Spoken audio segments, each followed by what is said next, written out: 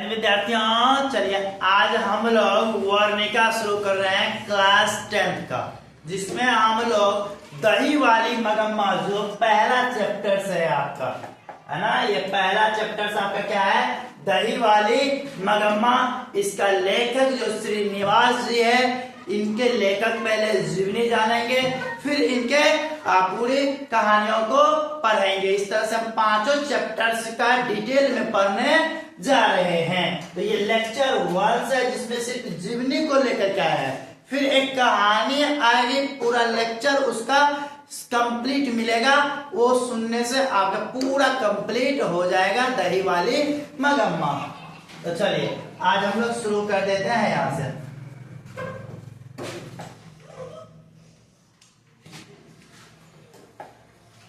श्रीनिवास जी लेखक कौन है हमारे दही वाली मगम्मा के लेखक कौन है, श्रीनिवास जी है। लेखक जी कौन है इनका, श्रीनिवास जी है ना, श्रीनिवास जी। तो याद रखिएगा, क्वेश्चन यहीं से पहला पूछता है कि दही वाली मगम्मा का लेखक कौन है। तो दही वाली मगम्मा का लेखक कौन हो गया, श्रीनिवास जी हो गए, है ना। कन्नड़ साहित्य की एक अमिट पहचान है। इन्होंने कन्नड़ में जो है ना साहित्य सब लिखा करते थे। दही वाली मगम्मा कहानी के रचयिता कौन है, श्रीनिवास जी। आगे बढ़ते हैं।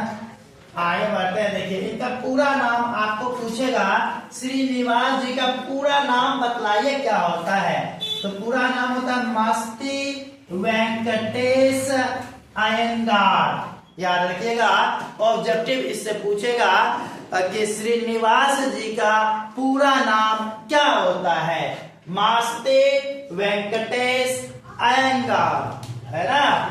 ये कन्नड़ साहित्य के सर्वाधिक प्रतिष्ठित रचनाओं में से एक है। कौन, मास्ती वेंकटेश अयंगार।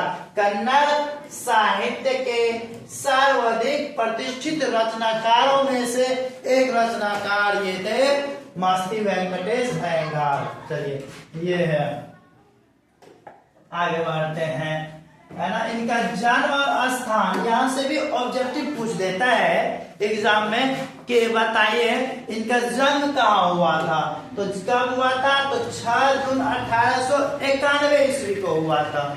मास्ती वेंकटेश अयंगार का जन्म 6 जून 1891 ईस्वी को हुआ था। कहाँ हुआ था, तो याद रखिएगा, कोलार कर्नाटक में।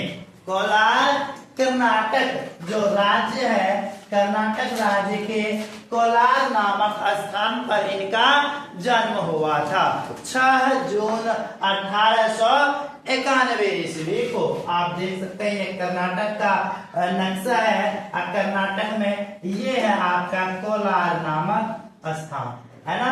इन्हीं स्थानों पे इनका क्या हुआ था, जन्म हुआ था। तो याद रखिएगा। अगला है बहुमुखी प्रतिभा। बहुमुखी प्रतिभा, उन्होंने साहित्य की प्राय सभी विधाओं में उल्लेखनीय योगदान दिए हैं, है ना। इन्होंने कविता की भी रचनाएं की है, नाटक भी लिखा है। नाटक लिखता है ना, नाटक पहले जमाने में बहुत ज्यादा नाटक से खेला जाता था, अब तो नहीं होता है ना।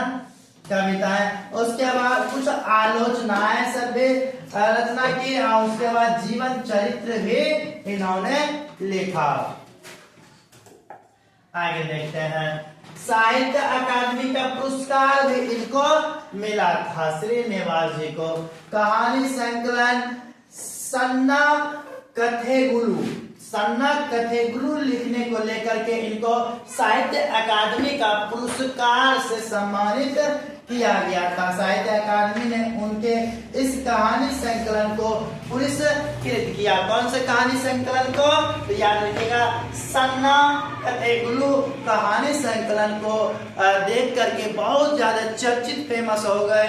तो इस वजह से इनको साहित्य अकादमी का पुरस्कार इन्हें दिया गया।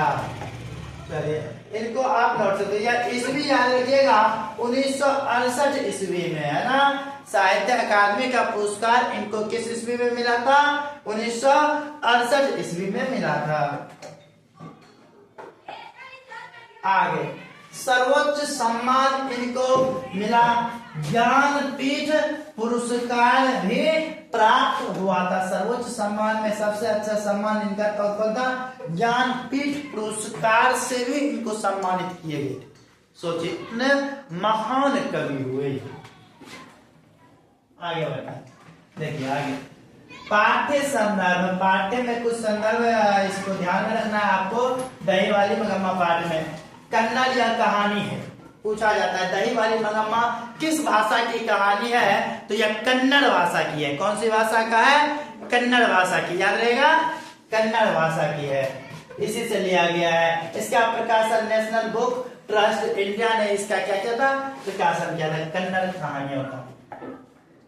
चलिए अनुवाद, देखिए ये कन्नड़ भाषा में लिखा गया है ना, ये भाषा कौन सा है? कन्नड़। इनका हिंदी में अनुवाद, कन्नड़ को हिंदी में अनुवाद किया इसने B.R. नारायण ने। तो आपको ऑब्जेक्टिव इसमें पूछेगा कि यह जो है दही वाली मगम्मा, ये जो कन्नड़ भाषा में है, इसको हिंदी में अनुवाद किसने किया? तो हिंदी में अनुवाद किया है B.R. नारायण ने किया है, B.R. नारायण ने किया है। यह क्वेश्चन आपको पूछेगा 1 नंबर में। आगे बढ़ते हैं, आगे देखिए, यह एक युग का अंत, श्रीनिवास जी का देहावसान हो चुका है, यह है ना, वे आज भी कहानी रचनाओं के माध्यम से जीवित है। भले यह मृत हो गए, लेकिन बताइए वह कर्नाटक में कोलार नामक स्थान पर जन्म हुआ और इतने महान लोग हुए, उनके बारे में आज हम बिहार में बैठ करके उनके बारे में पढ़ रहे हैं, उनके बारे में अध्ययन कर रहे हैं, उनके बारे में जान रहे हैं। तो सोचिए कितने महान लोग हुए होंगे ना। चलिए आगे बढ़ जाते हैं। लास्ट है असामान्य तथ्य, इनके जीवन से क्या याद रखना है ना, जिससे कि आपको एग्जाम में पूछ सकता है। पूरा नाम आपको हर हाल में याद रखना ही रखना है, मस्ती वेंकटेश अयंगार। जन्म आपको याद रखना ही रखना है, 1 नंबर में पूछेगा। 6 जून 1891 को कोलार नामक स्थान पे। मुख्य पुरस्कार इसको साहित्य अकादमी 1968 में मिला था। उसके बाद ज्ञानपीठ पुरस्कार से भी सम्मानित किया गया था। प्रसिद्ध संकलन इसको सन्ना कथे गुरा, जिस पर साहित्य अकादमी का पुरस्कार मिला। अनुवाद किसने किया? B.R. नारायण ने। आप इसको नोट कर लीजिए या स्क्रीनशॉट इसको दे सकते हैं ना। इतना को कम से कम इनके जीवनी से याद रख लेना है, हर हाल में हमेशा टिप ऑफ टंग रहनी चाहिए, तब आपका इससे ऑब्जेक्टिव नहीं छूटेगा। कम से कम इससे 2 ऑब्जेक्टिव हर वर्ष आ जाता है, 1 या 2 ऑब्जेक्टिव तो फिक्स रहता है इससे। तो आज हम लोग इनके बारे में पढ़ लिए है ना। तो अब हम लोग क्या करेंगे, अब आगे दही वाली मगम्मा जो है ना, ये चैप्टर दही वाली मगम्मा, इनके बारे में हम लोग जो है ना देखेंगे आगे।